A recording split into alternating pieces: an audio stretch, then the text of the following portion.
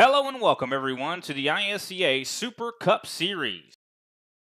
Of course, we are here at Watkins Glen here this lovely Thursday night. Of course, we were not here. I was not actually here last week at Indianapolis Road Course. Of course, unfortunately, I was having some technical issues with my computer, but I am back, and me and Big Al are here together. Definitely very excited to see us get around this legendary, classic, essentially, NASCAR road course. I mean, whenever I think of NASCAR and road course racing, Watkins Glen is the first track that I think of. And, of course, these guys are all ready and raring to go. I mean, I think everybody on this course here today that signed up for the competition knows this racetrack. Like I said, it is such a staple when it comes to NASCAR road racing.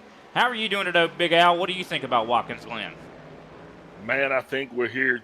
Got a very nice size field, Brian. I think we're going to see some great racing. It's going to be interesting to see how this thing stacks up.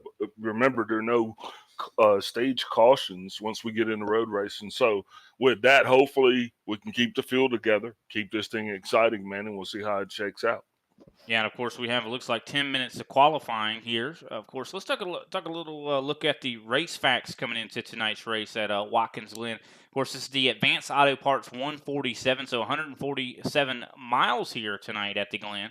60 laps on the docket, which is not actually as many as I thought we would have here tonight, just considering Watkins Glen is kind of relatively shorter compared to other road courses. But, of course, stages are 11 and 27. Of course, race ends on lap 60. I better not say this is too short of a race too many times because Kenny Powell might end up making another server and be like, okay, we'll go to 80 laps. But 4 sets of tires, of course, going to be down in the pits. Fuel window is 32 to 34 laps. I know some guys in the A Opens have been able to stretch it to 35, but that is with heavy saving. That could very well be a possibility. But, of course, qualifying is underway. And I do believe we're watching at the moment Brian Johnson out there trying to warm the tires up. Yeah, I guess the question that inquiring minds would want to know is what will be the purpose of saving? I mean, it looks like that second stage caution is going to come out right around lap 27, it'll be 28 on the track. And I'm thinking at that point it's going to be best to come on down and go ahead and get those 4. And well, maybe not 4, but definitely going to go ahead and top it off with that Sunoco racing fuel. Well, keep in mind, I think you even said it just a few moments ago, that there are not going to be any stage cautions. So you're not really going to have an opportunity to come down under caution to take that stop. So the stages aren't going to really affect, I think, the strategy as much as it could. Of course, with the fuel window being 32 laps, I would assume these guys are probably going to split it in half at around that 27 to 30, somewhere in there mark. That's when I would probably come down pit road. And you talked about, I think you just raised a really significant point about tires. Do you take tires? A lot of times on these road courses in this next gen, it seems like tires actually hurt you. Cold tires, it's hard to get them up to temp. We just saw Brian Johnson get really loose out of the last turn there because his tires aren't warmed up yet. Yeah, and even though those flags aren't going to fly per se for the stage breaks, drivers are still going to want to stay out there and maintain that position, especially going through the first stage. And then that second stage, I think it's going to be after the second stage where all the drivers are going to understand that, hey, look, we got to stop for gas. Might as well go ahead and, like you said, kind of break this thing into halves and go ahead and come on down now. Depending on what's going on in the race, hopefully everybody will keep it clean and stay out of the grass and off the wall. That's going to be something we'll definitely be looking at. And another thing you mentioned, Brian, you want to talk about those incident points.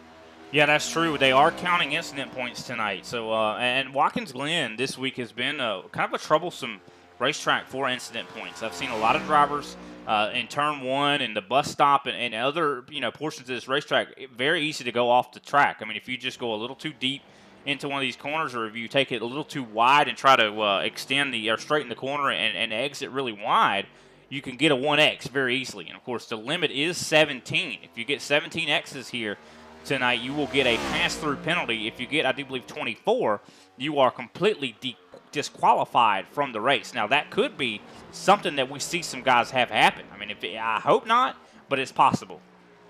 Yeah, especially, if you look at taking one solid lap around this track, it's 2.42 miles.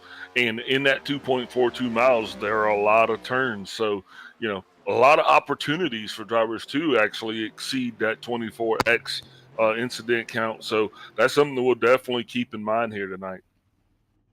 Yeah, 100%. Now, while these guys are still qualifying, let's actually take a quick look at the point standing. And of course, this is for the Cup Series points, which follows, I do believe, the 12-week schedule here. Patrick Gitter, excuse me, I had a frog in my throat. Patrick Gitter is at the top of the board with 44 points over Brandon Pasalacqua at the moment. Of course, he's got 2 wins. Brandon Pasalacqua has just been really, really consistent, though. Has not won in this 12-week season, but he is second place. I mean, he's gotten a lot of really, really solid finishes. Of course, third place, Josh Schaffner. Fourth place, Brian Johnson. Fifth place, Matt DeCiani. And, of course, we did miss last week's race, or I did. I know you were actually here and waiting for me to get here at some point. But DeCiani, from what I heard, pretty much dominated the Indianapolis road course. Expect that one machine to be up front here today as well. He's in 5th. Shane Parrish is in 6th. I don't see Parrish in competition here tonight, unfortunately. 7th, Kenny Powell. 8th, Greg Wyszynski. 9th, J.C. Evans. And 10th, Randy Mullins. Looking at the Super Cup points, this is a different picture altogether. Brandon Pasalacqua was at the top of the board here. He's got 3 wins, 16 top 5s. He has just been the picture of consistency all season long. He's got 111 points over Brian Johnson. Of course, Brian Johnson sits in second place with 2 wins. Josh Schaffner is in third place with 3 wins. Of course, the winningest driver, actually tied now for the winningest driver this season, Patrick Gitter. He's in 4th. Kenny Powell is in 5th. Matt DeCiani, the other driver that is tied for winningest driver, he's got 5 wins as well, adding that last win last week. Of course, Shane Parrish is in 7th. Greg Wyszynski, 8th. Chris Johnson, 9th. Scott Naslin, haven't seen him in a while. He's in 10th. So a lot of things that could be changing here with those points for sure. And, road course ringer's been standing out. I think the one of Matt DeCiani. I mean, I never really considered him to be a road course ringer, but he's showing that he is. Yeah, well, he has definitely been creating sets for a while. So, road course guys, they're all amongst us. I think everybody has a secret, tendency to turn right when no one's watching.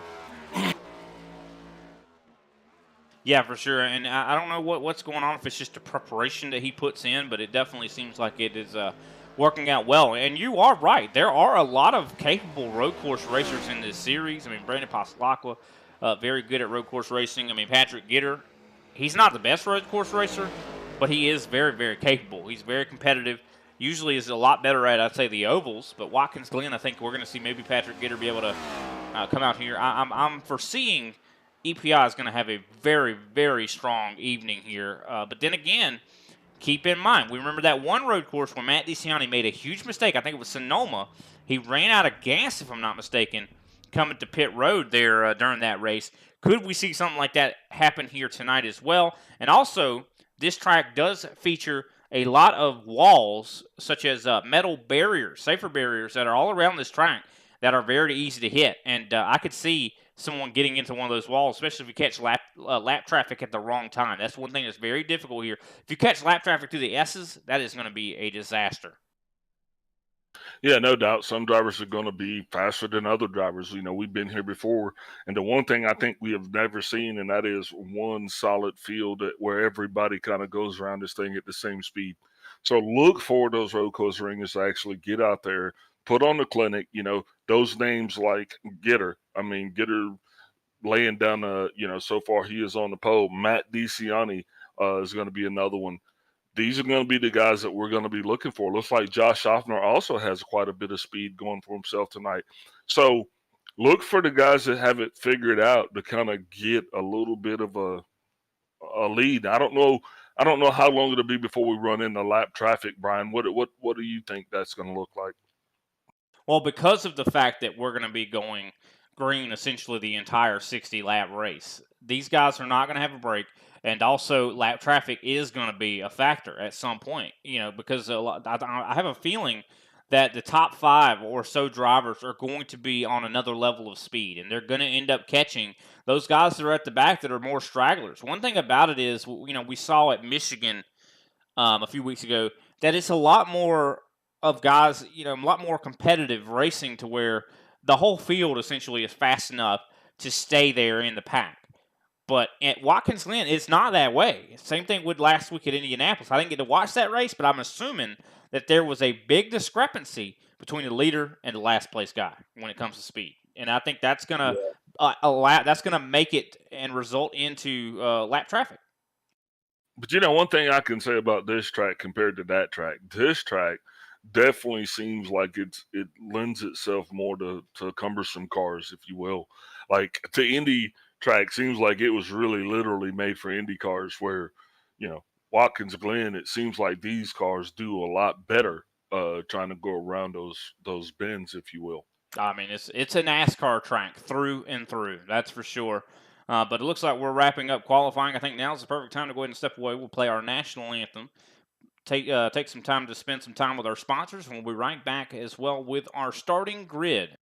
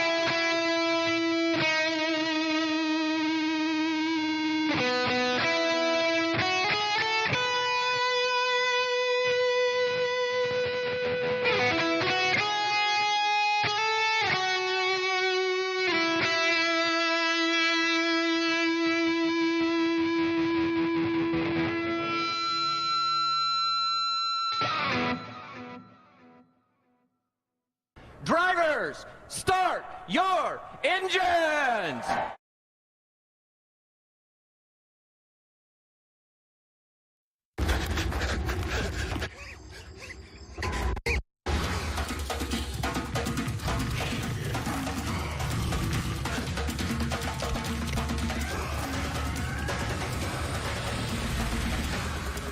Speed training. It's how Advanced Auto Parts trains our staff to get you the right part even faster. Not bad. The parts you need, even faster. Advanced Auto Parts. Service is our best part.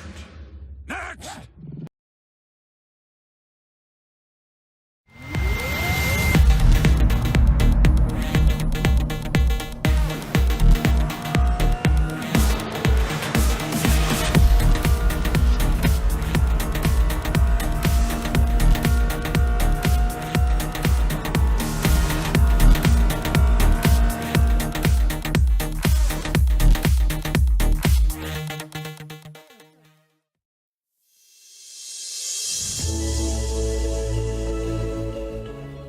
Hey everybody, my name is Warren Maddox. I am the president of Ultimate Experience Outdoors. Our mission, we are dedicated to taking veterans, first responders, youth, and Gold Star family members on outdoor excursions across the country.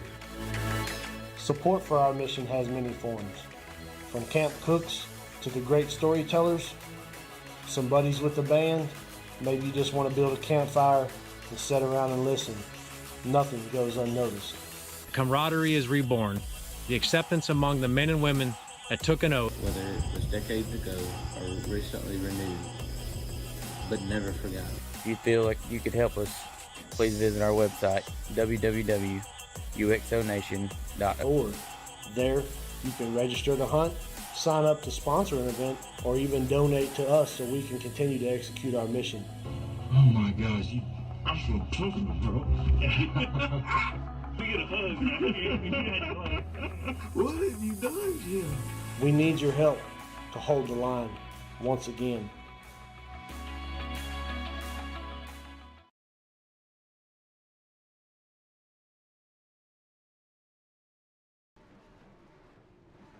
Welcome back, ladies and gentlemen, as we have the grid set for tonight's action here in ISCA competition. Of course, Patrick Gitter is going to be starting out on the pole position with a 1:10.135 second lap. Of course, Matt DeCiani is going to be starting in second place with a not much slower lap there. Very, very close on pace there. Of course, coming up to third place is Josh Schaffner. Brandon Pastelacqua, of course, starts in fourth. Fifth place, Brian Johnson. Sixth place, Miller Bonds. Seventh place, Greg Wachinski. Eighth place, Jordan Booth. Ninth place, Frank Flores. Chris Johnson in 10th. 11th place, Mark Sanchez. And J.C. Evans in the top 12. That's going to put Cody Colley right beside Darren Mullins. Then you got a pair of Jeffries, one with a J and a G in 15th and 16th. Then there's Kevin Nikolziak and Kenny Powell in 17th and 18th. 19th shows us what a pair of Randys. One's going to be in 19th and the other was going to be in 18th. Yeah, it looks like we got started a little bit early there, Big Al. I think the green flag's already out here. Yeah. I'm just going to be quiet. Whole lineup shifted.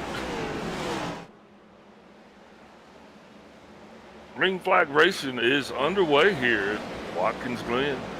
Yeah, I'm kind of surprised. I mean, usually they have to do a full pace lap around this racetrack, but they did not have to do that at all.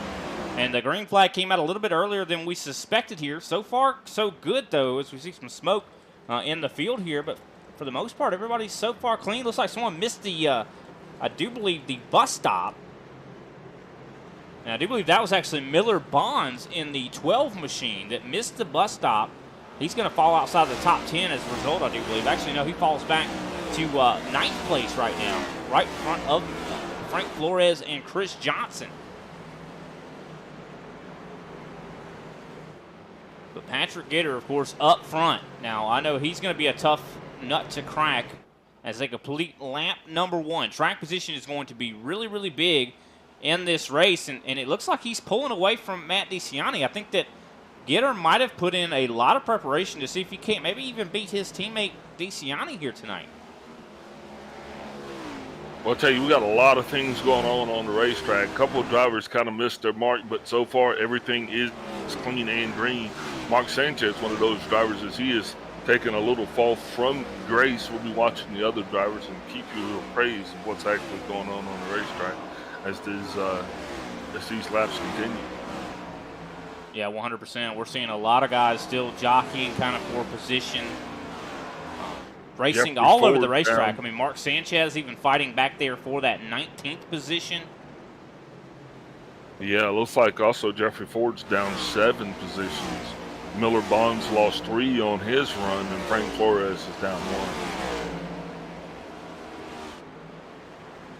Yeah, Miller Bonds, I do believe, still trying to gain the position back there. He's actually up to the back end of Chris Johnson right now. Johnson kind of being held up a little bit by Greg Wachinski at the moment. And this is one of those tracks where it's very easy to get held up by another driver ahead of you. Absolutely, because some of these drivers are going to be faster through other parts of the track than other drivers, and just because, you might not have it down through 1 and 2, you might be super fast through, 7 and 8. So that's something else that we're going to definitely be looking forward to watching here as this race continues. Yeah, and keep in mind as well, I mean, you think about a lot of times you go to some of these other tracks, more like ovals and stuff like that do have the opportunity to have a caution or stage cautions that could give you a chance to almost reset. If you lose positions at a road course, it's insanely hard to get those back, and the longer that you sit behind someone, the more the leader is getting away from you. So a lot of times the seconds are kind of ticking away, and the chances of you getting up to the lead are kind of just fleeting. They're kind of going away. I'm going to say this, you're not going to get that time back. I mean, I guarantee you, if you bop, if you beepity boop, if you miss anything here, you can just count it as good as gone, because the guys up front are going to be running this near perfect race as they possibly can, and that's going to be the difference here, Brian. Yeah, 100%. So we're already now 4 laps in, coming to the start of lap number 5. We're seeing drivers all over the racetrack battling here. I'm looking at Kenny Powell, who's trying to hold off, I do believe, Kevin Zaziak there right behind him.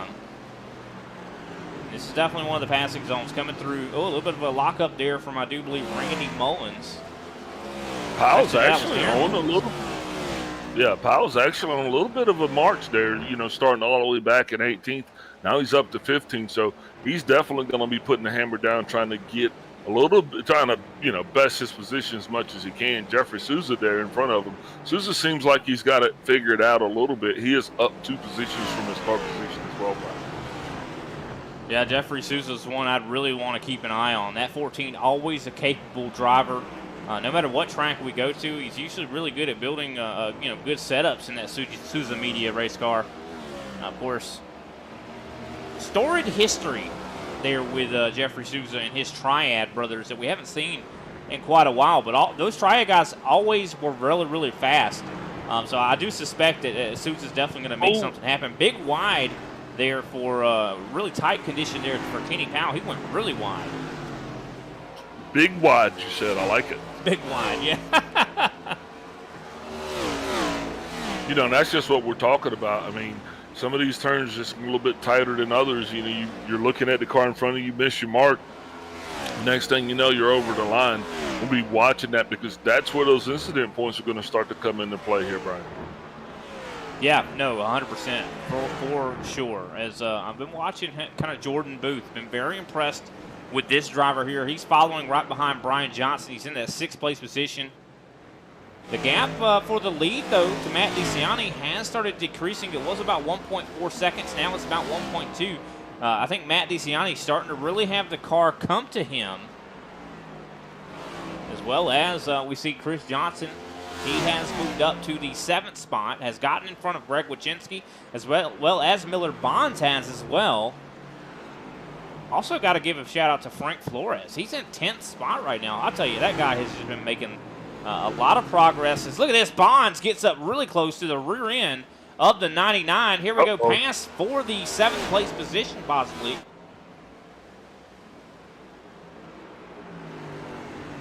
You see, Bonds was almost bump drafting Chris Johnson.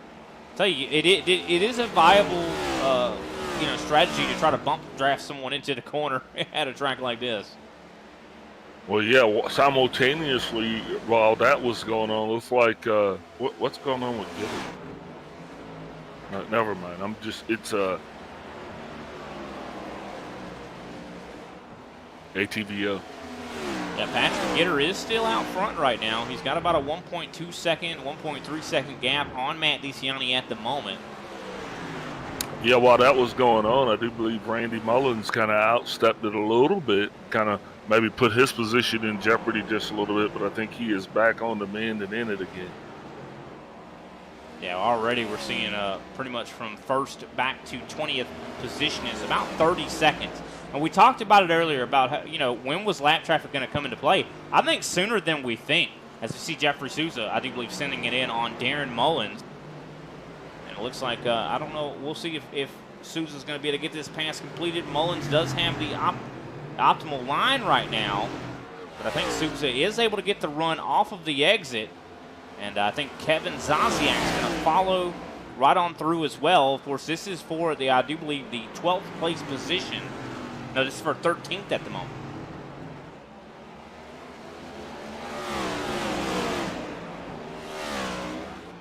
Yeah, a little bit of a you know, kind of a checkup there, I guess, a hold up there, if you will. But looks like that's going to sort itself out now, and we'll just see how fast these guys get.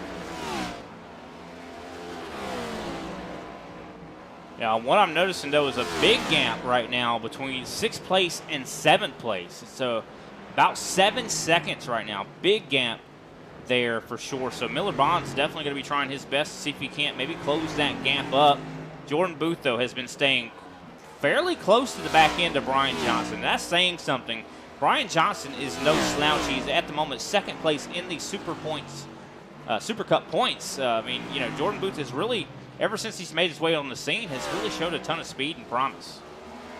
Yeah, I was watching Brian Johnson actually during practice, and like you said, yeah, he definitely seems to have a very solid handle on this racetrack. So anybody that's running in and amongst where he's at definitely doing pretty good here tonight.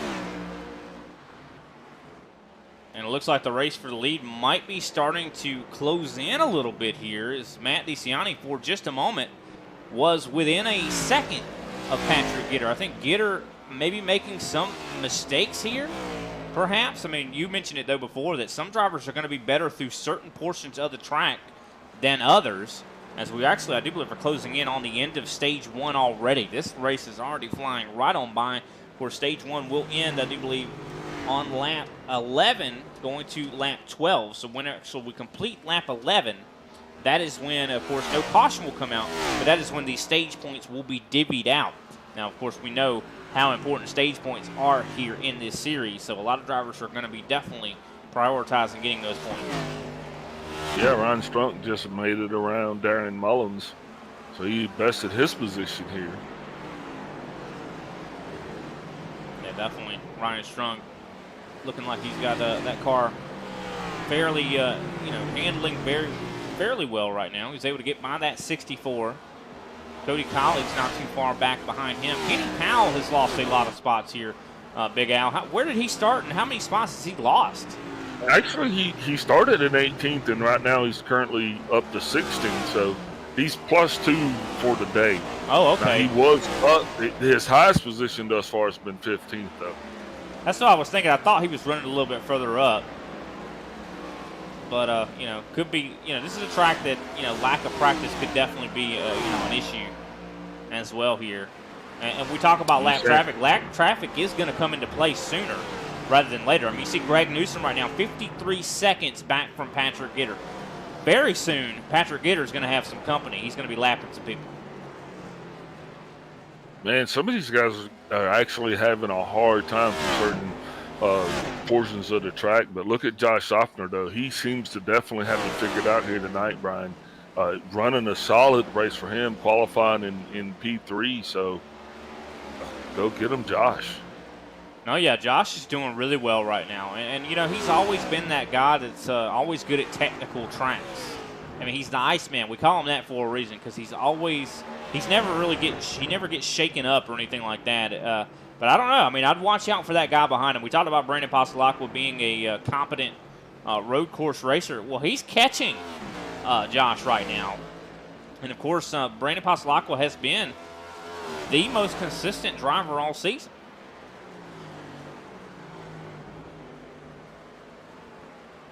So I definitely would not count out Pasalacqua to maybe come up here and do something here. But I guarantee you, EPI's got a pretty good stranglehold on the race right now. Gitter is well in control, as well as Matt DeCiani. They got a 1-2 at the moment. If I'm in Josh Schaffner's or Brandon Pasalacqua or Brian Johnson's shoes, I'm thinking that I got to do something different than what those guys are doing. And I think that might come down to an off-the-wall pit strategy. Maybe we'll definitely have short pit or something like that. Yeah, well, definitely. I think this race is going to be won or lost on pit road, because that's going to be the one time where drivers will uniformly have an opportunity to make a difference. Watching Cody Collier right now, he is sandwiched right between Darren and Randy Mullins. They're right there in 14th place. Car seems to have a little bit of speed, but he just can't seem to get around Mullins.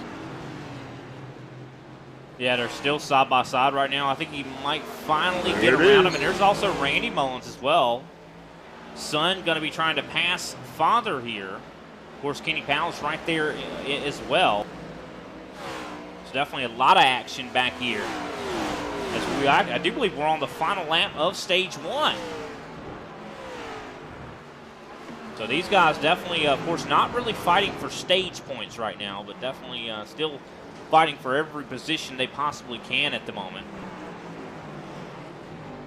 Speaking of every position, we see DeCiani has been ebbing and flowing, kind of seesawing, if you will. As, of course, I do believe we have actually completed Stage 1. I think because of how far those guys were back from Gitter, those guys were on lap 11. Gitter's on lap 12, so they have already completed Stage 1, actually. Let's go ahead and run down this top 10 here. Patrick Gitter, Stage 1 winner. Matt DeCiani, second place. Josh Schaffner, third. Brendan Pasalacqua in fourth. Brian Johnson, fifth. Jordan Booth is in sixth. Miller Bond, seventh. Chris Johnson, eighth. Ninth, Greg Wachinski. And 10th, Frank Flores. So definitely some good stage points going to those top 10. Just shows you the difference in speed, though, Big Al, considering we were looking at those guys fighting back in 15th. And they were almost a minute, 45 seconds back from the leaders. Whoa, got a car coming down pit road. Looks like that's going to be the 43 of Paula Olsen.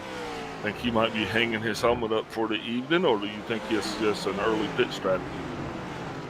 No, I think he's probably hanging the helmet up. I don't think he's feeling very confident at a track like this. Just it's a track that I think that he's just not. I think he's familiar with it, just doesn't feel very confident. I mean, this is a track where it takes a lot of. I mean, just not to sugar. I don't want to sugarcoat it. It takes a lot of practice. I mean, even though this is one of the easier road courses, it's still a road course. It still takes a lot of technical skill, I'd say, knowing which gear you need to be in, how to get. And I've heard a lot of guys as well this week complain to how slick the track is. So, maybe Paul's just finding it a little too slick right now. You talking about practice? Oh, Lord, here we go. See a lot of smoke there. I think we saw someone just lock the tires up there going into turn one. Well, I think the leaders are slowly making their way around, and they're now actually starting to feel that lap traffic, if you will. It is definitely a factor. I was thinking maybe closer to stage 2, but looks like lap traffic's here at stage 1. Yeah, I mean, it happened quick, that's for sure. I mean, it did not take very long for Patrick Gitter to already pretty much for the snake to start eating its own tail, if you will, right? I mean, I think and this could be a problem for Gitter. I mean, like I said before, depending on when you catch this traffic, that's going to be whether it's a big headache or not. I mean, if you're coming through the bus stop and you catch them, if you're coming through the S's I think is the worst place that you can catch a lap car because that's a full speed area. Like you're not off the throttle very much through there, and it's also quite technical. If you catch someone through that bus or through those S's, a lot of times it slows you down substantially and could bring someone else up to your rear. Yeah, and another thing too, everybody is weary of the leader, if you will, but like the rest of you guys, it's kind of get in where you fit in. Nobody's really going to be yielding for you. They don't have to in road racing. That's something a lot of people don't understand. So, hopefully they will, and things will be as smooth as possible. But there's really, everybody is entitled to race for their position. Yeah, I mean, you're going to see that blue flag. Of course, even though the blue flag is going to come up for these drivers, they don't have to necessarily listen. It's not like they're required to get out of the way. It's just kind of like, hey, you should. You probably should get out of the way. But if you don't, I mean, no one's going to. I mean, of course, the driver that you didn't get out of the way of is probably going to be quite upset with you. But it's not nothing race control is really going to do to you for that. But the race has started to kind of closing up a little bit here for the race lead. Gitter is now, he's got about 8 tenths, I should say, back to Matt DeCiani. And I think DeCiani is starting to really benefit in these S's and some of the straightaways from the draft. And another thing that he benefited from was when they were actually handling lap traffic, Gitter was kind of carving the way for DeCiani, if you will. So he just kind of fell in behind him to get around the guys, and that made a huge difference as well. Yeah, I mean, it seemed like it was a much easier pass for DeCiani. I think he got a lot luckier, and I think that's going to be a big deal tonight. I think a lot of drivers are going to, depending on when you catch a driver, is going to depend on whether you get passed or not, or it could be very costly on how much time you lose. I also do want to update the battle for third place. We saw Josh Schaffner was up to third. Pasalacqua has now taken that position, and he's definitely running some really good laps. Well, Pasalacqua was faster at practice. That's definitely one thing I will say. Speaking of faster, looks like Randy is past Darren Mullins. Now Kenny Powell will be the next driver that's up to do the same, because I'm telling you, I think, and nothing against Darren, but I do believe once the drivers get around them, they're actually a little bit faster. No, this is definitely a track that you want to get around someone as quick as you possibly can because they're holding you up, very much so. And you do not want that. Like you said, you don't get that time back. And so I think a lot of these drivers are just like, hey, man, I mean, if you could get out of the way, that'd be great. But, and it's also you don't have to. So it almost gives you that short track temper instead of at a road course. It's a lot like that same short track temper, that you kind of get. You get frustrated. You sit behind someone for long enough, eventually you might use the bumper to move them out of the way. Yeah, and another thing, too, is everybody is running their own races. Kenny Powell goes wild through the bus stop. That's going to get him not only a couple X's, but maybe even a slowdown penalty. We'll be watching to see how he recovers. Yeah, I think if he cut the course, I think he's going to have to give that time back. He was trying to get around Darren Mullins and just drove it in just a little bit too hard. I think now he's trying to slow down to equalize his pain. Yeah, but also John Binder getting by as well, so these guys should actually be able to put the hammer down here and actually make up a little bit of time. Brian, and when I say that is, it's a lot faster on the racetrack when you don't have anybody in front of you and you can just really kind of focus on your own marks and just kind of get through the turns, the fastest way possible. Because if you got a car in front of you, it really kind of hamstrings the driver from actually being able to do that because if this guy's slower in this turn than you are, it's definitely going to not only affect your braking points, but your release points as well. Yeah, 100%. I mean, it's all about when you catch that guy. And of course, I think John Binder, relatively new driver to the series, you talked about him. He's looking actually pretty fast right now. He's putting a lot of pressure at the moment on Kenny Powell. So I suspect that we're going to see that driver probably find quite a bit of success as the rest of this season goes on. Of course, him being, I do believe, in the 23 machine. Love that Sun Drop paint scheme he's rocking. What? Drinking Sun Drop? You don't see it? Paint? Oh, man. I thought it was Sun Drop, but I didn't want to get my hopes up too much. But now it's definitely coming into focus. And, I mean, my diabetes is just happy. I hear that, man, but definitely a beautiful paint scheme. It reminds me of definitely old school Dale Earnhardt, Absolutely, yeah. Sun Drop, man, that's the bee's knees. I'm from North Carolina, and we run on Sun Drop. I like what I'm seeing from Passalacqua. I'm seeing a lot of increase in speed there from that driver. 1 minute, 10 seconds, 0.846. Fastest lap he's ran so far. He's right on pace with Matt DeCiani at the moment. Just not quick enough. I think it's all going to be about consistency for a driver like Passalacqua. I know he's going to want to try to get up there and tussle with these top two, but he has got to really turn much faster laps. He's got to be tenths better, just considering they are over 6 seconds ahead of him. Yeah, and then once they kind of get caught up racing each other, I think that's really going to be the time for him to shine, because at that point he'll just be able to focus on his own racing. And it's hard right now for him to do that, Brian, but that's what he really needs to do. He just needs to focus on exactly where he's at and what he's got going on. Yeah, I think he just needs to focus on getting consistent points like he's been doing all season long. I mean, that's gonna be what leads to getting a Super Cup championship, right? I mean, that's what you got to be consistent. He's got wins, but he's got to be consistent, keep those steady points coming in. But, of course, Patrick Gitter has been consistently winning, though, as well as Matt DeCiani. EPI here in the midseason to late season have been really just nailing homers out of the park every single time. And I think that's a call to action for a driver like Brandon Passalacqua. Well, this season doesn't have many. I mean, we're almost at the end of this season, so drivers are definitely going to have to take advantage of every opportunity they do have, because I think those are becoming fewer and far in between.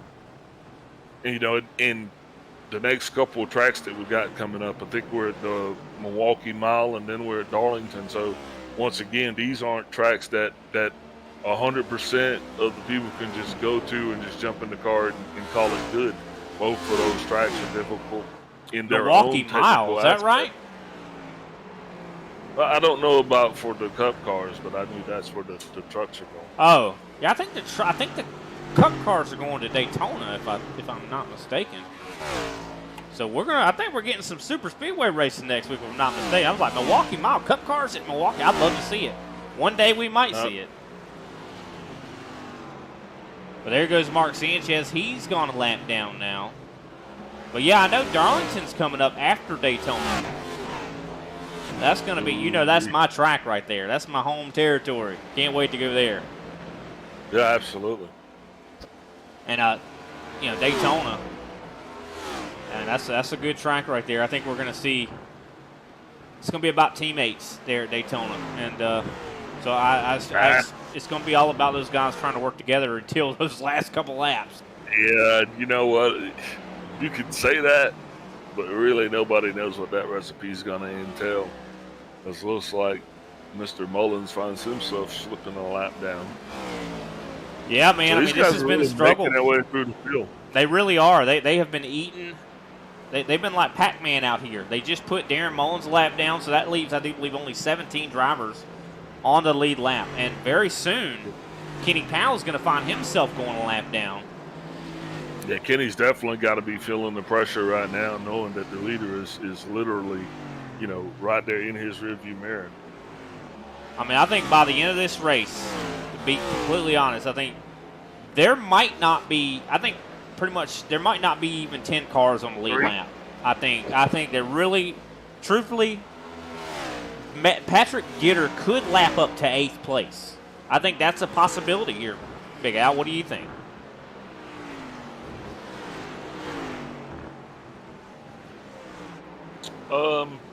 Not quite halfway through. Kind of broke up a little bit there, Big Al. I think sounds like you're far away from the mic. What's going on there? Not quite halfway through this thing. I think, yeah, he could definitely be well within the top 10. Yeah, unless something, goes wrong. And lap time wise, he's been showing some substantial pace still. But you can tell the lap cars are having an effect on his speed. I mean, last time by, Josh Schaffner actually was the fastest car on the racetrack, a minute 10.471. That's actually faster than his qualifying lap, Big Al. That's actually Josh Schaffner's fastest lap of the race as well. That is the fastest lap of anybody in the race as well. So watch out. Late in the race, I think Schaffner has found some speed. No, sorry, not the fastest, but that's his fastest. Sorry. It's one of the fastest, that's for sure. It is lightning fast. It is faster than everybody else right now at that moment. But you can tell tires really aren't, really a big deal. So do you think that no one's going to really pit for tires here? Yeah, I mean, maybe some guys will take 2 if any, but yeah, I don't think tires are going to be I don't think they're going to be a talking point. I think it's going to be just how much fuel you need to get in the tanks in order to get this thing done. Josh Schaffner able to make it by Mark Sanchez. You can tell lap traffic really has a huge impact here. All depending on when you catch guys. Do they let you go? This has also brought Josh Schaffner up to Pasalacqua, who is currently trying to get around Darren Mullins. Mr. Mullins. Yep. Looks like Mullins goes down. He's going to let him go. So good on Darren Mullins to kind of go low there on the front stretch to let both of these drivers go. A 2-for-1 special, of course. But I wasn't saying anything negative. I'm just saying that, you really don't understand the effect that it has until you got other cars in your slipstream. It's a pretty big deal. No, it puts you on your toes when you're on the lead lap and you're coming up on lap cars that are slower than you. You don't know what their braking points are. You don't know how fast they're going to go through some of these corners, and you have to try to predict that. It's easier to predict that at a short track or a oval. Not easy to predict it at a road course because a lot of these guys, the skill level's different here.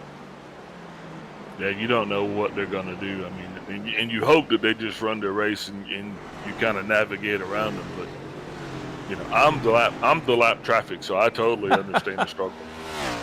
Yeah, I'm the driver that would be all up in the way, and I would be probably Paul Olsen. I'd be like, yeah, I don't want to risk wrecking someone else. I'm just gonna park it.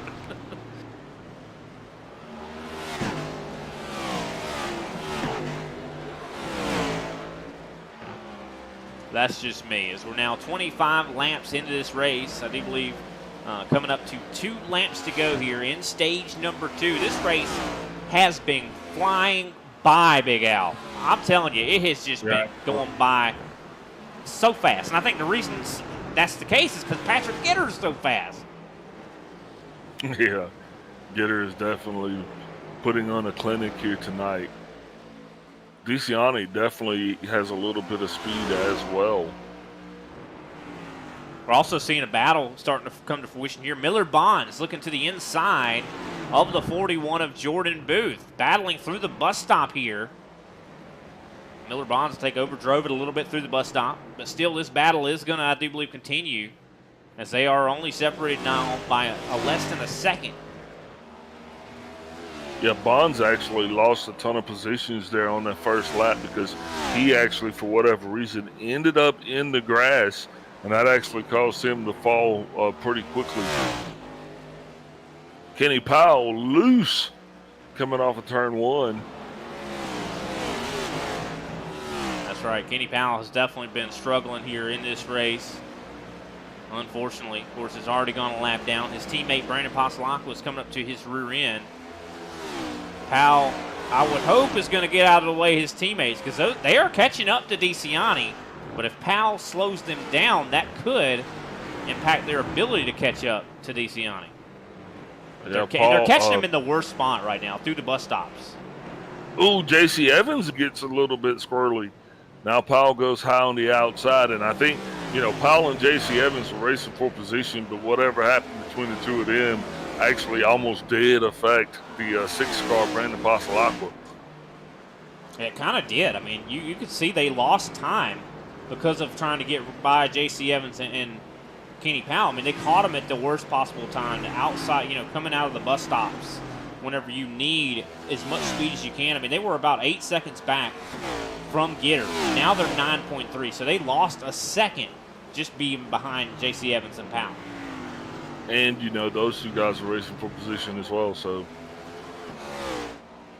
Yeah, it's nothing they can really do, but it really affects the lead lap cars. I mean, there's nothing you could do about it. Of course, you're not just going to pull over and let those guys go when you're racing yourself, right?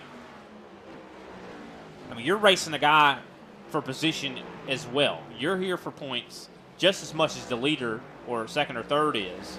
As Patrick Gitter, though, is coming in. He's going to be, of course, he has taken the white flag, taking the final set of corners here in just a moment. As we take, I do believe, the checkered flag for stage number 2. As here comes the last corner as he exits his way onto the front stretch. And Patrick Gitter will sweep stage 1 and stage 2. What a job to the 21. Qualified on the pole and has led every single lap thus far. Of course, Matt DeCiani finishes in second place. Brandon Pasalakwa in third. Josh Schaffner fourth. Brian Johnson fifth. Sixth place, Jordan Booth. Seventh place, Miller Bonds. Eighth, Chris Johnson. Ninth, Greg Wachinski. 10th, Kevin Zazian. What a job there for the 37. He's been moving through the field all race long. With that, I think now's a good time. We haven't had a lot of opportunities to take a commercial break, considering there's just been so much going on. But I'm sure we'll have pit stops here soon. We'll go ahead and take a step away, though, and we'll be right back with those green flag stops.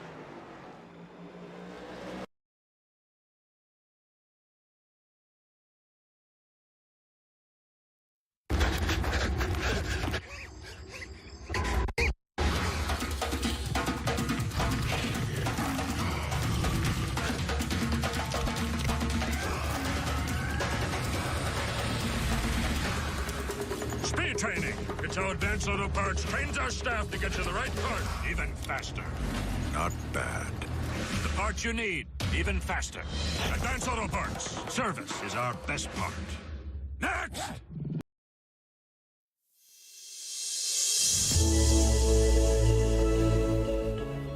Hey everybody, my name is Warren Maddox. I am the president of Ultimate Experience Outdoors. Our mission, we are dedicated to taking veterans, first responders, youth, and Gold Star family members on outdoor excursions across the country. Support for our mission has many forms, from camp cooks to the great storytellers, some buddies with the band, maybe you just want to build a campfire and sit around and listen. Nothing goes unnoticed. Camaraderie is reborn. The acceptance among the men and women that took an oath. Whether it was decades ago or recently renewed, but never forgotten. If you feel like you could help us, please visit our website, www.uxonation.org. There, you can register to hunt, sign up to sponsor an event, or even donate to us so we can continue to execute our mission. Oh my gosh, I feel comfortable, bro. We get a hug, man. What have you done here? We need your help to hold the line once again.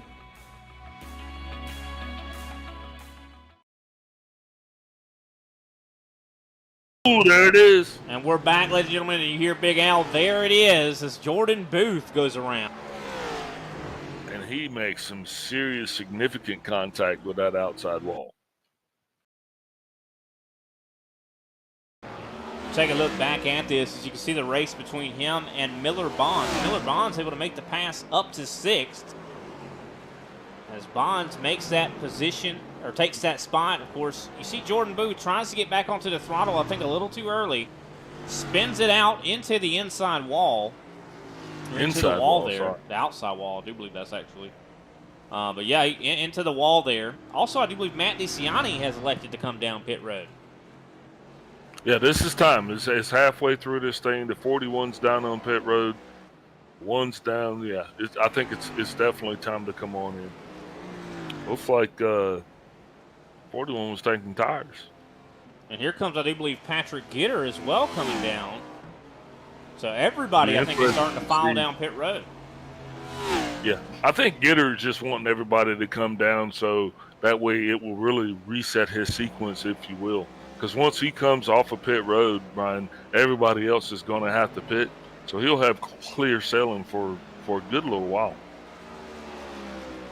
Yeah, I think Brandon Pasalako probably going to be coming down this time as well. We talked about the fuel window being about 32 laps. Well, if that's the case, then he's probably got to come in at least, you know, this next lap or before that. Then again, though, I mean, like I said, in the A Opens, guys have been able to stretch it to 35 laps. So we'll have to see if that's going to be something as Jordan Booth takes a tow. Something else happened to Booth.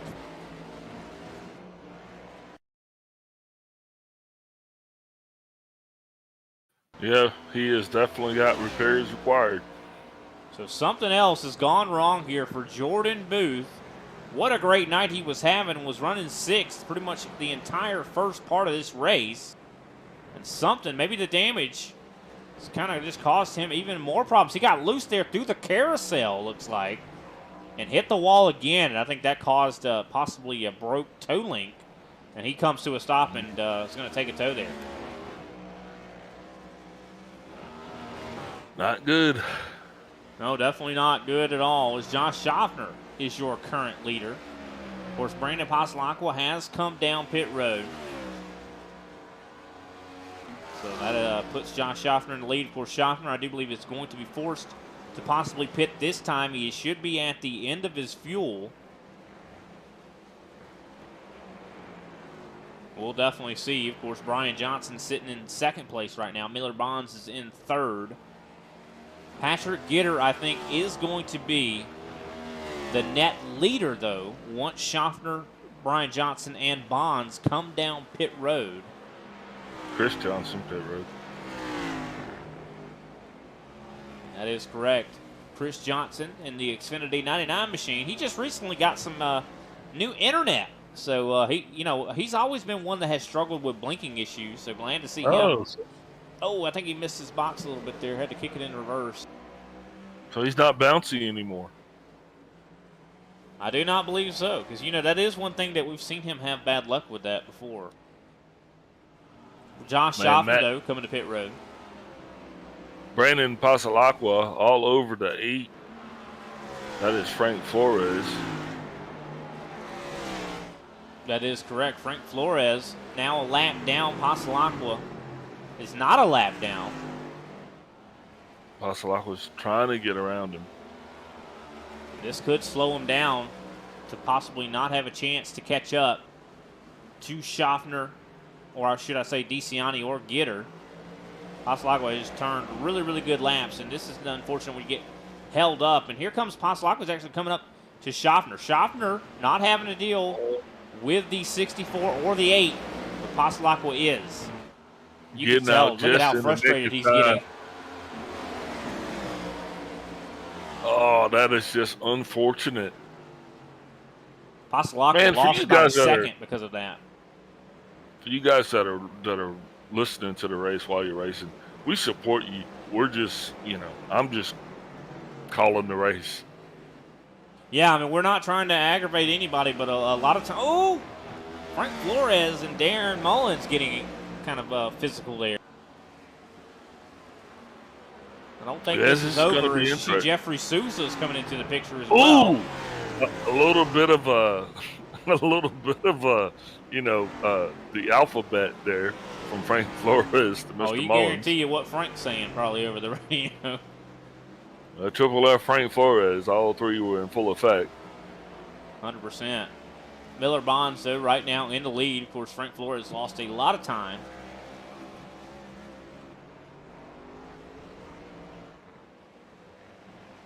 Yeah, but we were talking earlier, we're not necessarily trying to get on any of these guys' bad sides at all. It's just more of, if you're on the lead lap and you're behind one of these guys that are a lap down, it can be very frustrating. I think that's all we're saying. Yeah, we're non-biased.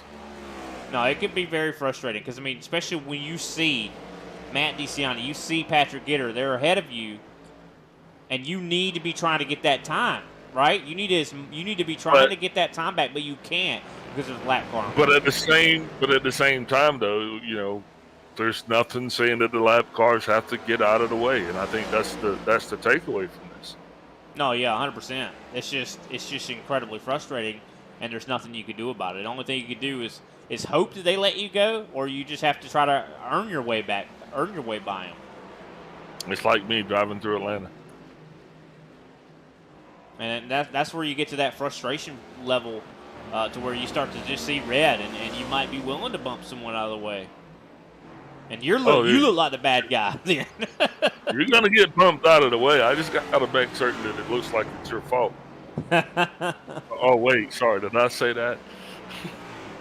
Yeah, just to make sure you got friends in the review process after the race.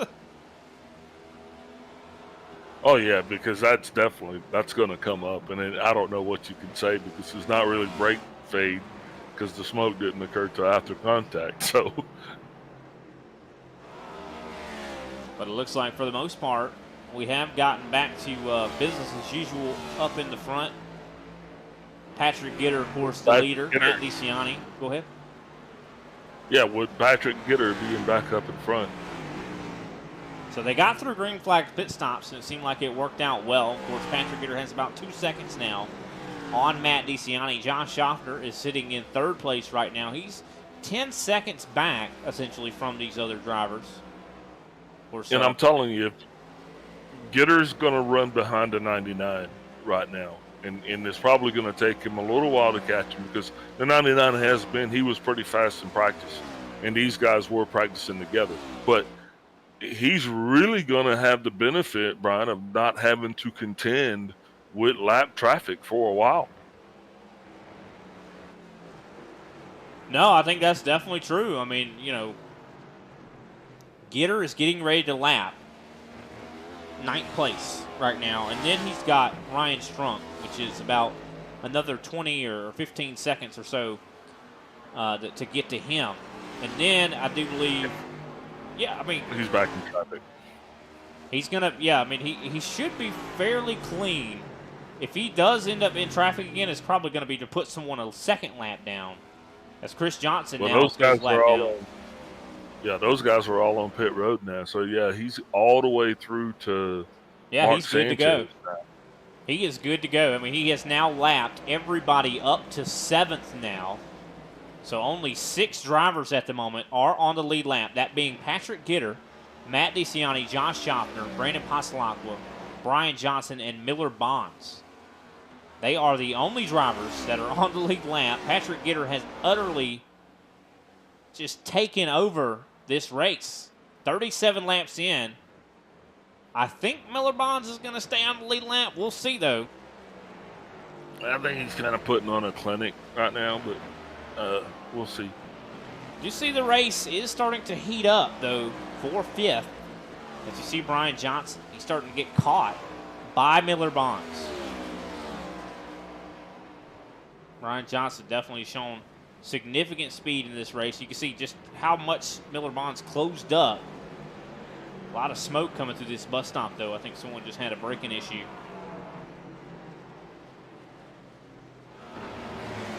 So tempers not as hot as I figured they would have been, but they definitely did get heated up a little bit. But then again, we still have quite a bit of racing to go, 23 laps to be exact.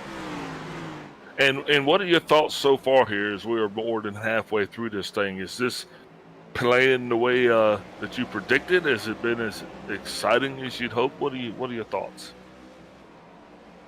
Yeah, I think it's been exciting. I think it's definitely been an exciting race thus far. I think that these guys are staying together. I figured the top, a few drivers would stay around one another, and it seems like that's still the case. I mean, the fight for the lead still could end up heating up later in this race. And also, we've seen a lot of drama as well. I mean, not as much drama as I kind of expected. I kind of thought we'd see more wrecks, but we haven't really seen as many. Most of these drivers have gone a lap down just because of the pure pace of the top drivers.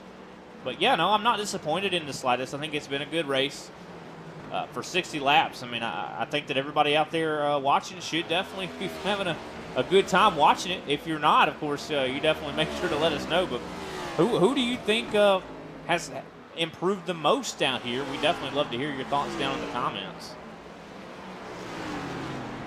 Yeah, these races are slugfest. I mean, you can come out and you can hit as hard as you want, but the thing is, you got to be able to throw a punch towards the end of this thing. And a lot of drivers kind of came out here, and if you don't have a good setup and your car's not handling right, yeah, it can be a little discouraging.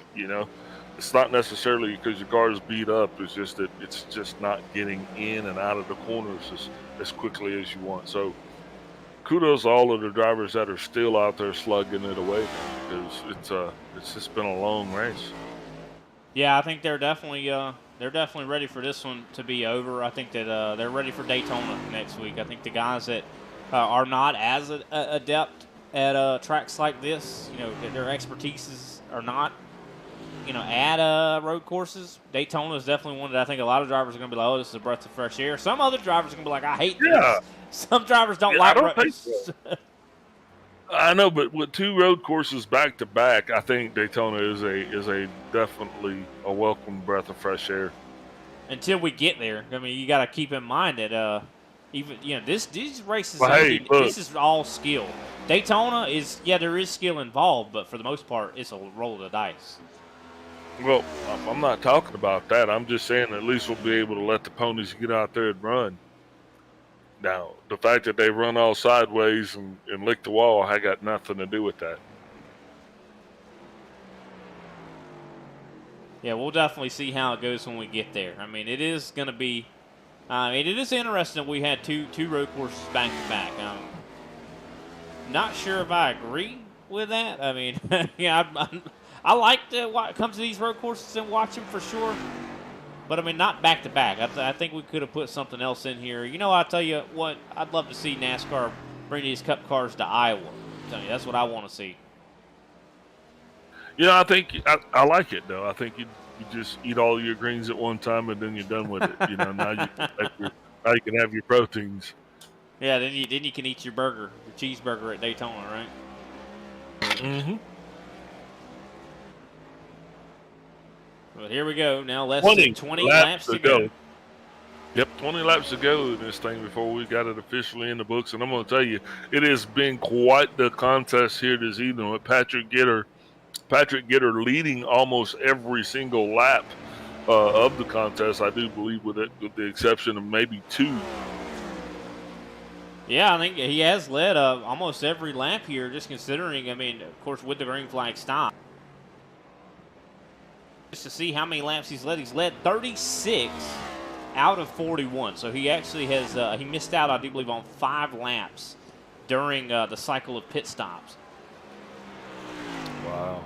But he has utterly dominated this race. And this is saying something. I mean, last week at Indy Road Course, I know that everybody was talking about how great Matt DeCiani was. And this is interesting to say the least. I thought that DeCiani was going to be the one that really was going to be able to, win this race, go back-to-back or something like that. I mean, he's been the road course ringer, almost like a Chase Elliott this season. But I think Patrick Gitter has kind of had a somewhat of a call to action himself, even though they're on the same team. I think he's tired of kind of being doubted at the road courses. Well, maybe this is his track, Maybe. I mean, maybe this is one of the tracks that he is well versed at. I mean, this is one, as I mentioned. That appears to be the case. Yeah, no, he's definitely been looking good, 100%. I mean, and as I mentioned, I mean, this is one of the NASCAR. This is a NASCAR road course. I mean, when you think of NASCAR at a road course, this is what you think of. You think of this and Sonoma. Those are the 2 tracks you pretty much that come to mind when you think of NASCAR road course racing. And this track was pretty much purpose built for NASCAR. I mean, you could see that these cars just handle very well around this place, and Gitter is very familiar with this racetrack as well. I mean, definitely you could tell he seems like he's just got a lot of experience with it. Yeah, definitely appears that he has been on this course before. Doesn't look like it's his first time here tonight, and he is definitely. I mean, he's going to really enjoy watching the footage here. I mean, this is pretty much just the his show. I mean, he's been the main guy here. It's been his show. Is he going to put Mark Sanchez now a second lap down? He has just been blazing fast. I mean, you have to be fast in order to put someone 2 laps down. I mean, Mark Sanchez has not been a slouch here tonight. And, of course, he's ever since the green flag stops, they have also pulled away from Brandon Pasalacqua and Josh Schaffner. Pasalacqua, of course, has retaken third from Josh Schaffner. Now about 5 seconds separate those 2 drivers. One thing about it, too, is I'm seeing actually a little bit of damage there on Josh Schaffner. So that might explain why he's not as fast right now. I think he's got a little bit of right front. Or actually, no, yeah, that's right front damage there on the 50 machine. So it might be something we didn't see, maybe some contact there with another vehicle, or maybe he hit the wall. But that brings up my next point, though. This is a long race. You've talked about it before. I mean, we're already at that point where I think a lot of these drivers are losing focus. And because of the fact that there have been no stage cautions or anything to kind of give these guys a moment to even breathe, that means that their focus is starting to run out, Big Al. These guys are probably physically getting exhausted as well as mentally. And also last week we had a road course as well. These guys are probably wore out and sore from the last race. Yeah, and it's a lot. You're exercising a lot different muscles once you're running a road course than you are running, say, an oval. With an oval, it's really the same thing, kind of, left. I mean, it's really simplistic if you think about it. But a road course is totally different because your release points totally different, and you're turning left and right. So yeah, definitely a lot more tugging going on here for these guys this evening. Yeah, I mean, when you're used to just turning, turning left, when you have to turn right as well, you use muscles that you don't use a lot. I mean, people don't understand that, but I mean, if you're sitting on a direct drive wheel, I mean, the force that you're pushing to turn left and right, yeah, you're definitely working a whole nother muscle group here this evening. 100%. Of course, as coming Kenny down Powell to 15 to go. Yeah, Kenny Powell slides up. That's going to allow the 12 to get by him. Miller Bonds up in 5th place. What a good race there for Miller Bonds in the 12 machine. I know he hasn't necessarily had the best entry, I'd say, into the ISCA. We haven't necessarily seen. We've seen a lot of speed from that race car, but he hasn't really had the best of luck. But has done really well here tonight. I mean, he's been really incredibly fast, has been able to, put together some good laps. Of course, struggled early with, losing 3 or 4 spots, but, was able to get right back on the horse and drove his way up to 5th place. Got to say that, I mean, I'm very impressed with his 12 machine tonight. Yeah, definitely. He got it done. Yeah, I mean, who's to say if he had maybe not lost those positions, he might, be up in the top 3. Could very well have been the case. I mean, he's been showing enough speed to be competing with the likes of Passalacqua and Schaffner. You also got to give a shout out to Kevin Zosiak, because Kevin started all the way back in 17th, and right now he is currently being shown in 7th. Be honest, this is probably Kevin Zosiak's best race that we have seen him in. I mean, we haven't been to many racetracks that he has run up in the top 10 so consistently, and to have such a big, he's one of the biggest movers. I mean, starting back there outside of the top 15 all the way up to 7th. He's a lap down, but he is, still in 7th. I mean, that is a very good day at a road course. I mean, he's definitely shown that he's got some good speed in that race car. Yeah, I do believe isn't he the last driver a lap down? He's the first one a lap down. Is that what you First mean? one, yeah, okay. First one a lap down.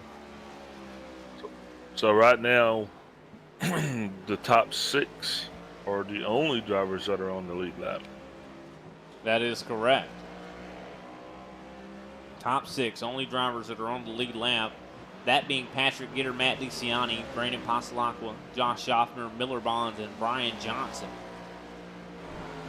So everybody else is a lap down. And we started out with, 25 race cars? Yes, and, Roger. a lot of these drivers are still running. Got to give them credit. Very easy to just give up in a race like this, that's for sure. I know I would have already given up.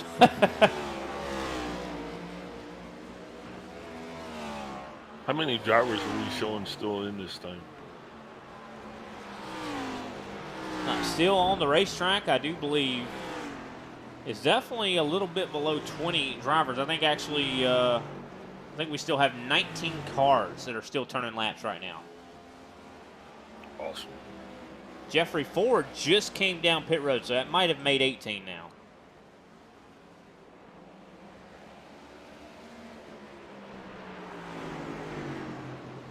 But coming up now to 12 laps to go. A little bit of contact with the wall there for Miller Bonds. He was trying to chase down Greg Wyszynski, missed his mark on the exit, got into the wall a little bit there. This is not the time to make a mistake. Greg Wyszynski locks up the tires. This is when mistakes are going to happen, Big Al. This is when the race can completely change. Patrick Gitter has not won this race yet as well. Ooh. Looks like Bonds gets by Wyszynski.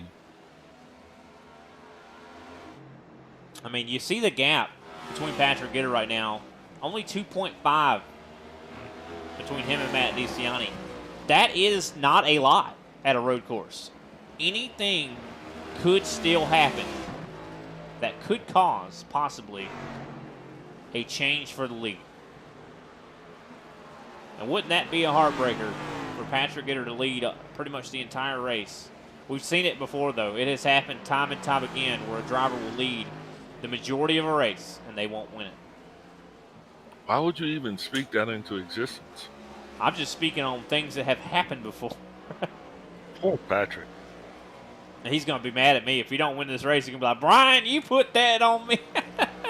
He might as well just pull over now. Just give it up. But no, with 12 laps to go, we're definitely starting to see, this race is taking its toll. I mean, these guys are going to... They're not going to have a lot of energy when they go to talk to us in the interviews. I guarantee you that. Yeah, Gitter's made his way through the field. It looks like he's lapping a couple of drivers for the second time here this evening. He definitely is. Now everybody 14th on back is over 2 laps down now. Or 2 laps or more down. So it's got to be frustrating for those drivers to be put 2 laps down, but they haven't given up. Got to give them credit. I mean, you know, easily could have given up. Got to give credit to John Binder. First, I think this might be his first or possibly second race in the ISCA, and what a race to start out in a road course, right? I mean, I wouldn't want my first race in the ISCA to be a road course. Why not? I mean, I just don't. I mean, I'm not a big road course racer when it comes to these NASCAR cars, and I already know that, you know, DeCiani, Patrick Gitter, they're fast, and I feel like I would almost endanger them.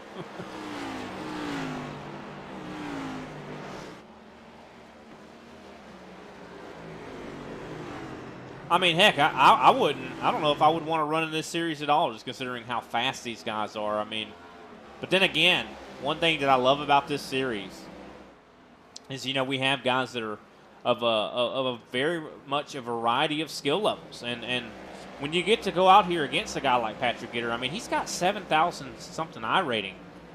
That is a learning experience. When you run against a guy like that, you're learning something, right? Well, he doesn't have 7,000 in road. Not road I rate, mobile I rate, yeah. It's only 3,189. It's only that. Yeah, that's still a good I rating for road course. Yeah, absolutely. 10 laps to go here in this one before it's in the books, and it's definitely been the Patrick Gitter show. I mean, for lack of a better term, we'll call it what it is. The race is sponsored by Advanced Auto Parts, but it was definitely, the clinic was put on by Patrick Gitter in that 21 car. Yeah, he must have got the pieces of that race car from Advanced Auto Parts. They definitely seem to have given him a very fast race car. But also, I mean, we got to give shout out to DeCiani, Matt DeCiani, for doing what he's done. He has been here. And if anybody has been in the rearview mirror of Patrick Gitter, it's been that one car of Matt DeCiani. Also, Brandon Pasalacqua and Josh Schaffner. These guys have put on a tremendous, given tremendous effort here tonight as well, Brian. No, they definitely have. And I don't think it's all said and done between 4th and 5th right now. I think Schaffner's struggling. I think the damage is affecting him right now, because I'm seeing Miller Bonds is catching Josh Schaffner. Could we see Miller Bonds maybe take over the 4th position? We did see some damage on Schaffner. Right front damage from what I recall, and you know, you don't want to get damage at a racetrack like this, especially right front. Those are the wheels you use to turn, Big Al. Yeah, absolutely.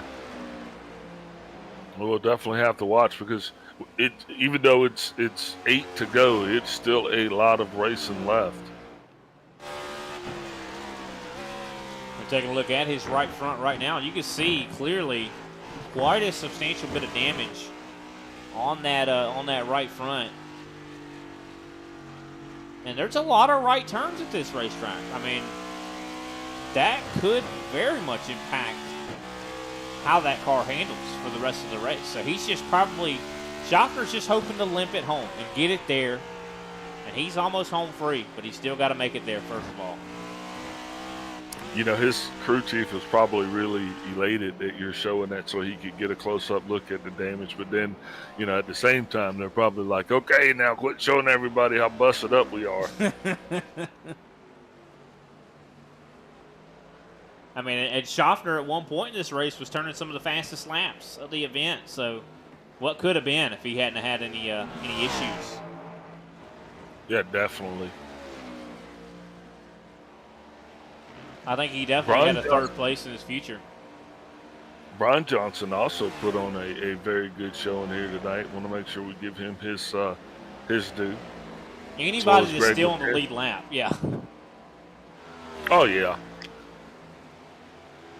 I mean, it's a feat in and of itself to still be on the lead lap with the pace that Patrick Gitter has been putting on. So yeah, no, I mean, I have nothing bad to say about the forward Brian Johnson. He's been putting on a great race. Only bad thing is you got the 5 guys in front of him. If they didn't exist, Brian Johnson won this race. You know? Oh yeah, absolutely. But they do. They exist.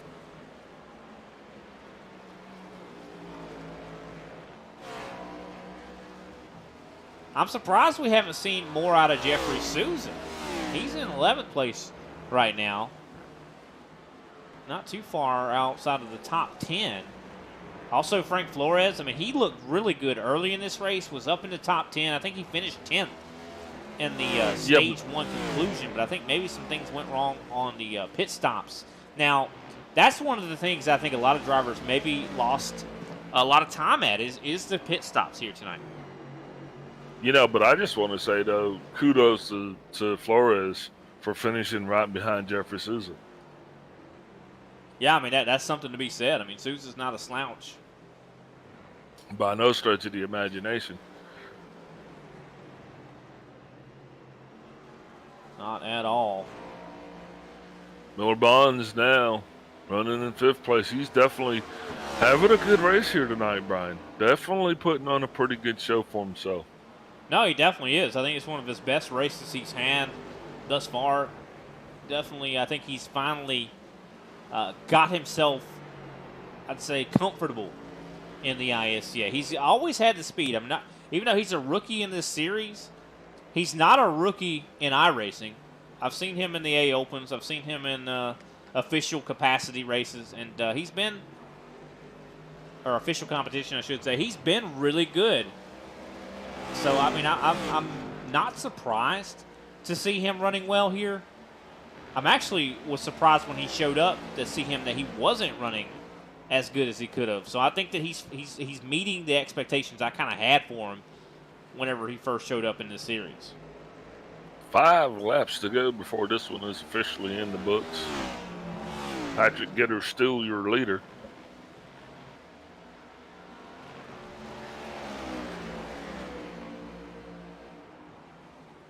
And he is nipping on the heels of the 8 of Flores as well as the 14 of Souza. He's going to be trying to put those 2 guys a lap down here.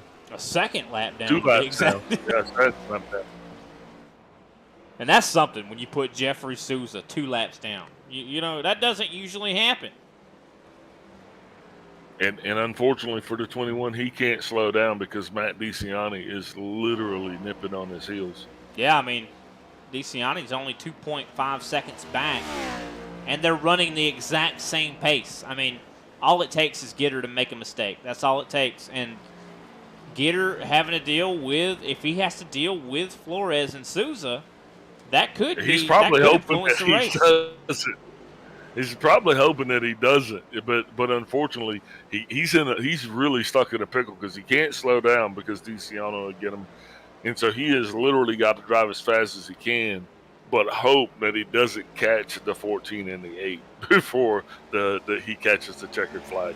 He hopes he doesn't catch him at the wrong time. That's for sure. If he catches them at in the S's or something like that, or in the bus stop, it could slow him down, take away at least a second, depending on how much trouble those guys give him. I mean, because DeCiani, he's ready to take that victory if he can. As we're now 4 laps to go, coming to 3 laps to go. Yeah, absolutely. You want to take it away.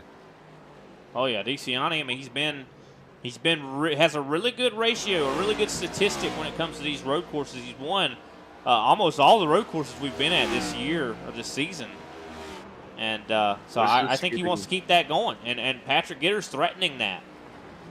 This is getting interesting because DeCiani he's bridging the gap. He is slowly, closing the distance between he and the 21. And keep this in mind as well, the Super Cup Series season, there have been 5, the most wins so far this season is 5. And it's actually tied for the most wins, Patrick Gitter and Matt DeCiani. If DeCiani wins this race, or if Gitter wins this race, that driver becomes the driver with the most wins. I'm sure DeCiani doesn't want. He just got tied with Gitter. He doesn't want to give him another win.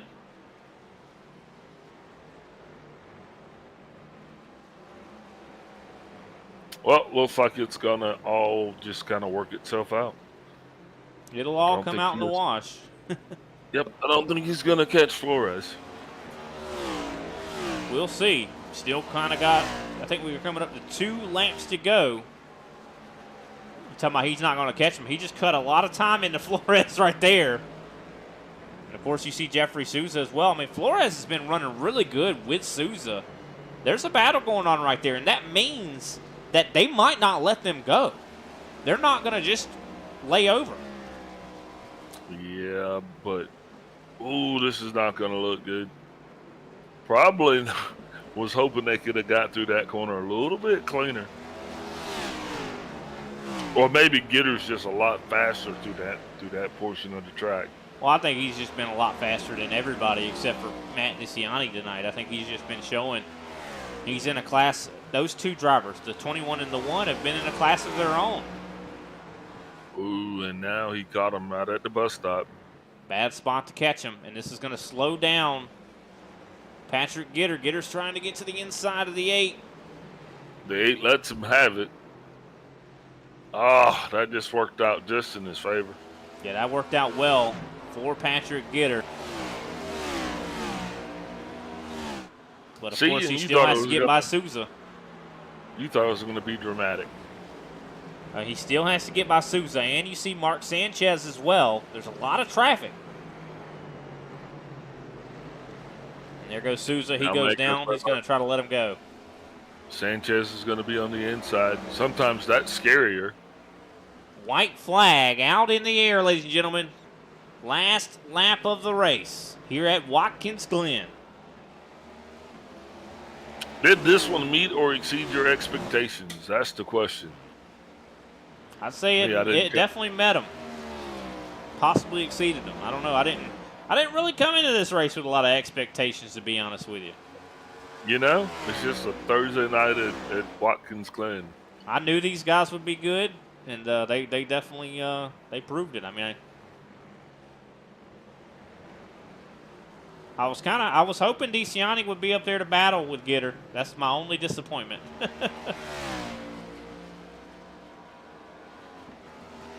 But either way, well, Patrick Gitter definitely earned this one. Gitter knew he was there. How about that? Oh, he definitely did. He kept him honest. As here we go, through the final corner is Patrick Gitter. As he is going to cross the finish line as your winner here in the Advanced Auto Parts 147. Patrick Gitter taking home the victory, led almost every lap. I think he led every lap but 5. What a job to the 21. Of course, Matt DeCiani comes home in second place.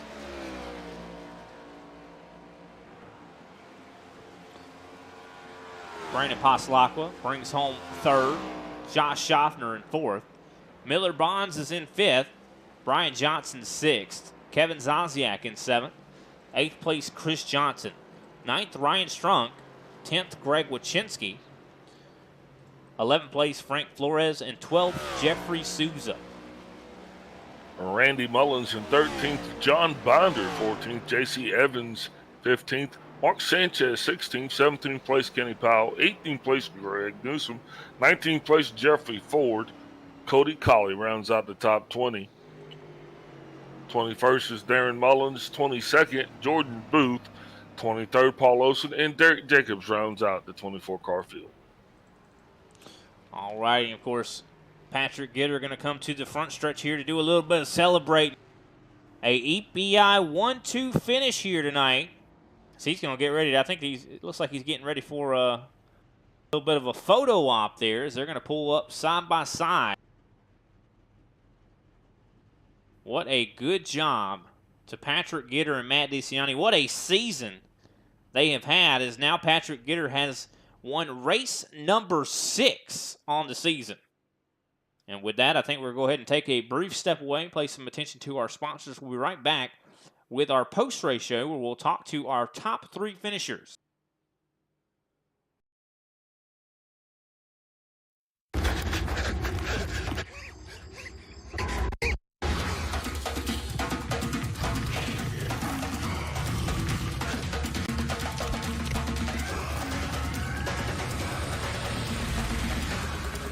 Speed training. It's how Advanced Auto Parts trains our staff to get you the right part even faster. Not bad. The parts you need, even faster. Advance Auto Parts. Service is our best part. Next!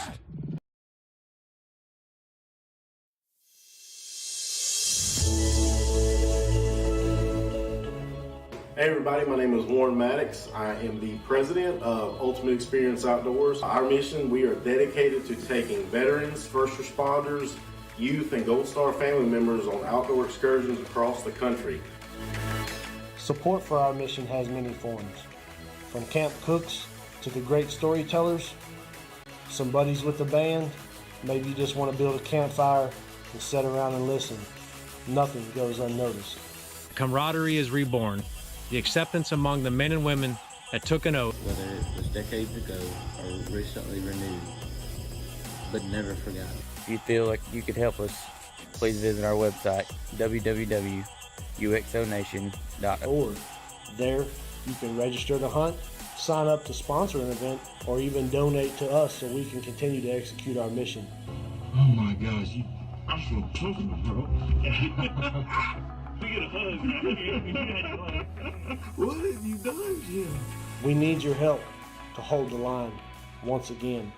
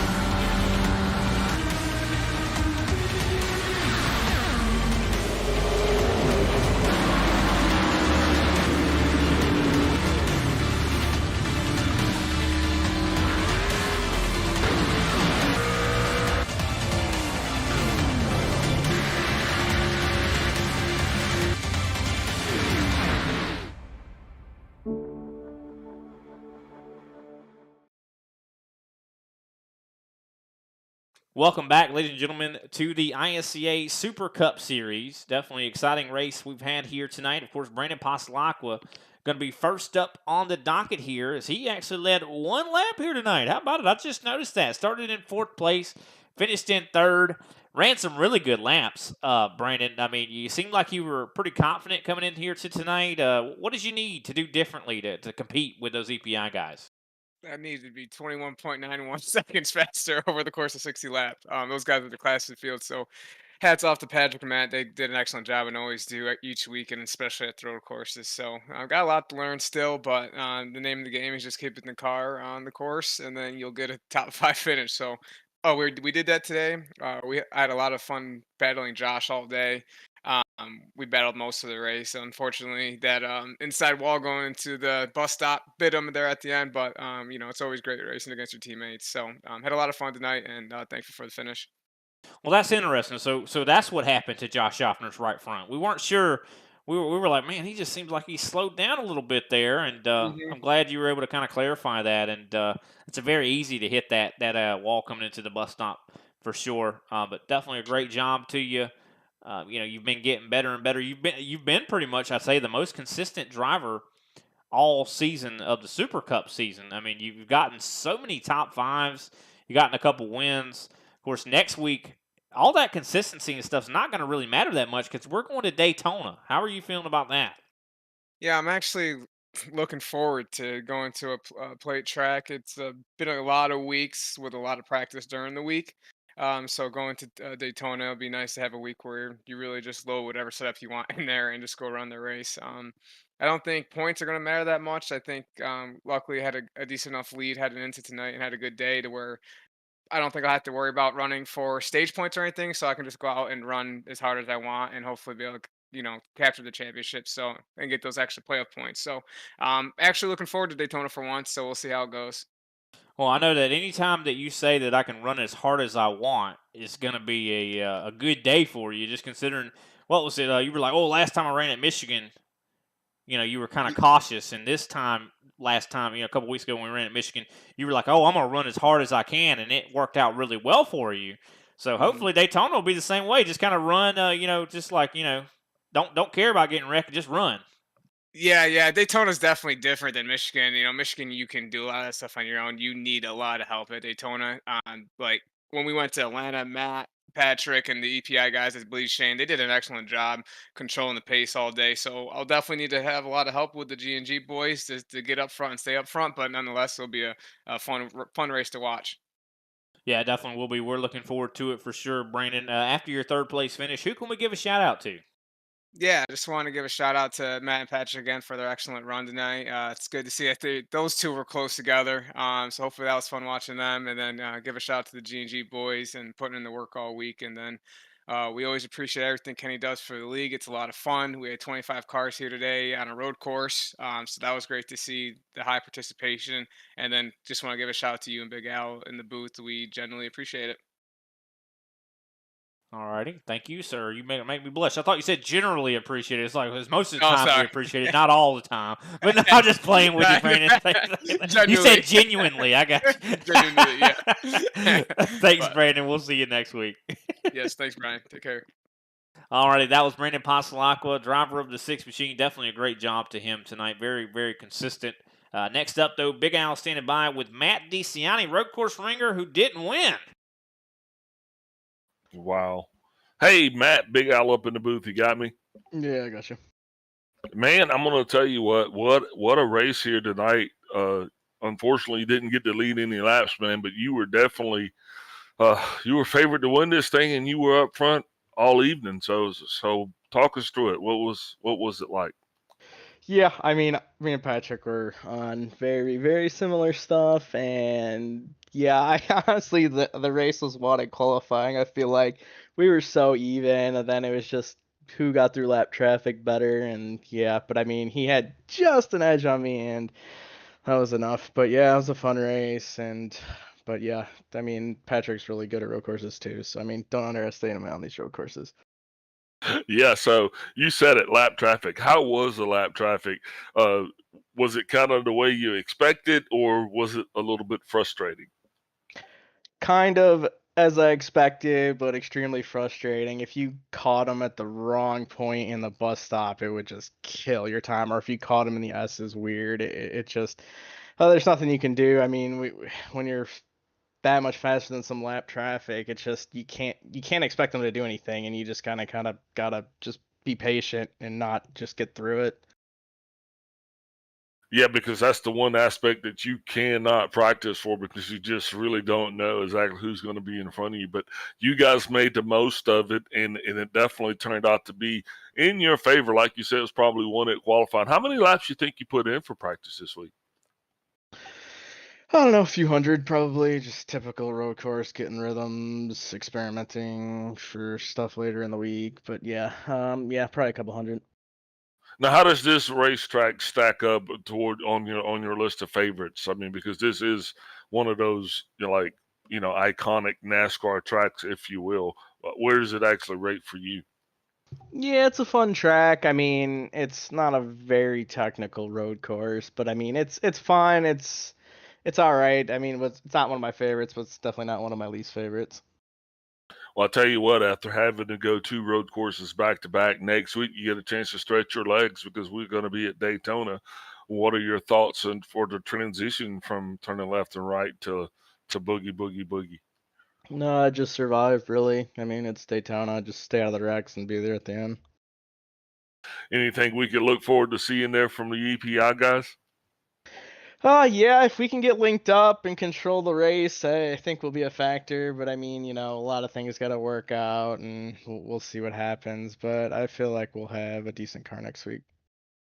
All right, man. I appreciate your time here. Before we let you go, who you shouting out for your second place finish tonight?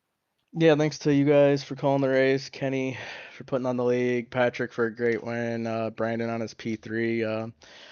Shout out to EPI for great setups. Martin PC, which I've been running on probably for the last 2 months, has been awesome. But yeah, thanks guys. All right, boss. As I always say, don't party too hard, and we'll see you next week. Yep, thank you.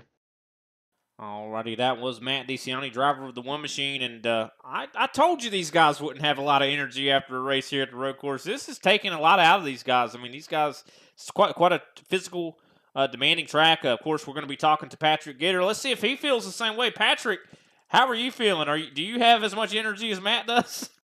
No way, dude. I'm beat. It was all I could do to keep Matt behind me, man. He ran a heck of a race tonight. He definitely did, and you definitely dominated this thing. I mean, 56 laps led out of 100. I mean, it was only 5 laps. You didn't lead out there, and it just seemed like you had it all together. I mean, now Matt says that you're really good at road courses, and I agree. You are good at road courses, but I always feel like Matt seems to have the edge a little bit on you. Did not seem to be the case here tonight. What was different? Qualifying.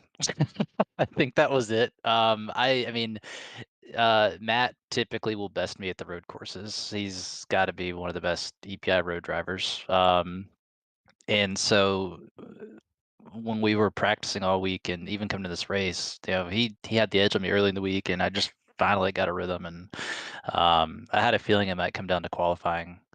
But to answer your question, yeah, man, I'm kind of surprised to get it done tonight because Matt is typically the better road racer. Just kind of got lucky with qualifying, I think.